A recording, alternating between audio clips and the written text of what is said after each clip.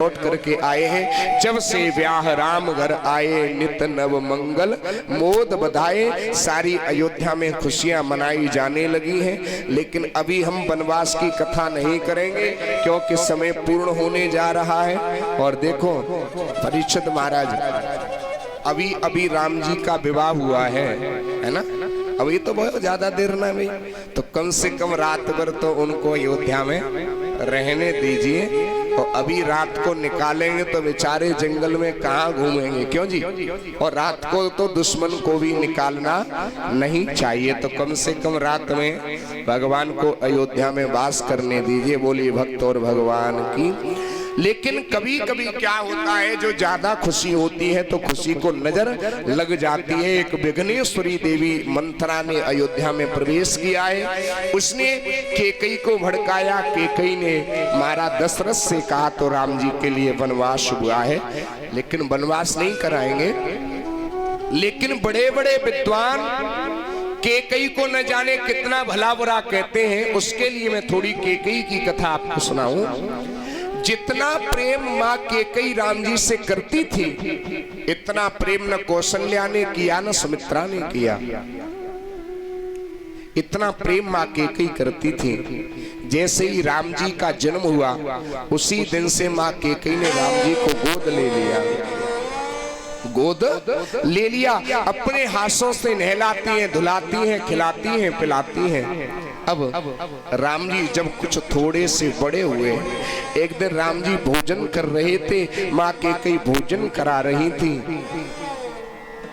तो राम जी ने कैकेयी माँ से कहा, माँ कभी तुम्हारे मन में ये विचार नहीं आता है कि मैं अपने बेटा राम से पूछूं, कोई मांगने की इच्छा हो तो मांग ले। हाँ बिल्कुल आता है कि आप मुझे दे दोगी अगर मैं मांगू तो बिल्कुल। राम जी बोले, माँ पहले मेरी सौगंध खाओ। कैकेयी कहने लगी, बेटा राम मैं तेरी सौगंध खा के कहती जो तू मांगेगा मैं तुझे दे दूंगी। क्या मांगना चाहता है? राम जी ने कहा, माँ अगर तुमने मुझे मांगे से दे दिया तो कोई भी माता पिता अपनी बेटी का नाम कैकेयी नहीं रखेगा। किसी के नाम है कैकेयी नहीं होगा। और दूसरी बार, माँ अगर तुमने मुझे मांगे से दे दिया तो भरत कभी तुमको माँ नहीं कहेगा। कैकेयी बोली, बेटा राम तू तो मुझे माँ कहेगा कि और तू मेरे अलावा किसकी माँ हो सकती है। और तीसरी बात, माँ अपने हृदय को जरा कठोर कर ले, अगर तूने मुझे मांगे से दे दिया तो माँ तुमको विधवा होना पड़ेगा।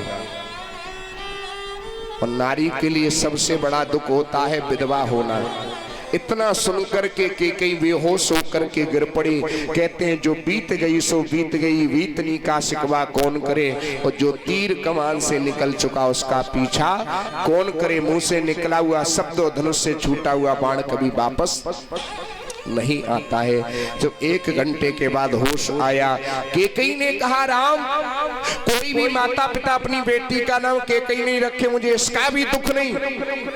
भरत कभी मुझे मां नहीं कहे, मुझे इसका भी दुख नहीं। और मुझे विधवा होना पड़े इसका भी मुझे कोई दुख नहीं। लेकिन दुख तो इस बात का है कि मेरे साथ साथ मेरी 2 बहनों को भी विधवा होना पड़ेगा। लेकिन राम तू मांगना क्या चाहता है? का पिताजी के पास जो तुम्हारे 2 वरदान हैं, उन 2 वरदानों में पहले वरदान में भरत के लिए राजगद्दी। कैकेयी ने कहा, मेरे लिए तू और भरत एक समान है, कोई बात नहीं। और दूसरा वरदान कि तापस भेष, तपस्वी के वेश में, वशेष उदासी। और मां 14 बरस, जल्दी बोल राम क्या मांगना चाहता है? कि 14 बरस राम वनवासी, मेरे लिए 14 वर्ष का वनवास। इतना सुनते ही कैकेयी बेहोश होकर के गिर पड़ी। और जब होश में आई, कैकेयी ने उसी समय से दूरी बनाना शुरू कर दिया। क्योंकि जब राम मेरा वन में जाएगा उस वियोग को मैं सहन नहीं कर पाऊंगी, मेरे प्राण निकल जाएंगे। मुझे तो अपने राम को राजा बने हुए देखना है। इतना प्रेम राम जी से कैकेयी करती थी। और किसी ने कहा है कि अवध से राम की इतनी अगर दूरी नहीं होती, अहिल्या और शबरी की भक्ति पूरी नहीं होती। जगत कल्याण के खातिर सहा अपमान जीवन भर, अगर होती न के कथा पूरी नहीं होती, अगर होती न के कथा पूरी नहीं होती। देखिए, आइए कथा को हम पूरी करें केवल 4 शब्दों में। उसके बाद में हम जिसकी प्रतीक्षा में बैठे हैं वो हम सब लोग दर्शन करेंगे। आप लोग जो खड़े हैं इन बच्चों को भी बैठा लें, जो भाई खड़े हैं वो भी बैठ जाएं। 4 शब्दों में पूरी राम कथा का सारांश, ध्यान दीजिए। राम कथा की 4 नारियां, कितनी? 4। सबसे पहली नारी सती जिसकी राशि कुंभ, दूसरी नारी सीता जिसकी राशि कुंभ, तीसरी नारी शूर्पणखा जिसकी राशि कुंभ, चौथी नारी शबरी जिसकी राशि कुंभ। चारों राम जी को पाना चाहती सती परीक्षा से। सती ने भगवान की परीक्षा ली तो भगवान भोलेनाथ ने त्याग कर दिया, तो हमें कभी किसी की परीक्षा नहीं लेनी चाहिए। दूसरी नारी सीता, सीता ने सोने का मृग देखा, इच्छा की सोने की, तो सीता का हरण हुआ।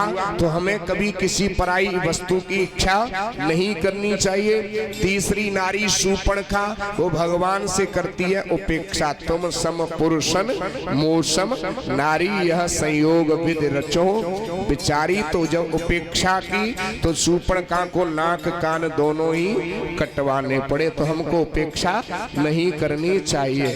पहले तो एक ही शूर्पणखा थी, लेकिन आजकल आपको घर घर में शूर्पणखा मिल जाएंगी। बताएं कैसी? शूर्पणखा का मतलब होता है जिसके बड़े बड़े नाखून हो। दिखाइयो बेटा, जिनके देवियां दिखाएं, जिनके बड़े बड़े नाखून हो समझ ले वही शूर्पणखा है। ठीक है, जिनके हुए वो कल कटवाए जरूर नहीं हुए। चम्मच को काम तो करे ना करें। जो नाखून रखते हैं बड़े बड़े उनके घर में दरिद्रता आती है, इसलिए नाखून नहीं बढ़ाने चाहिए।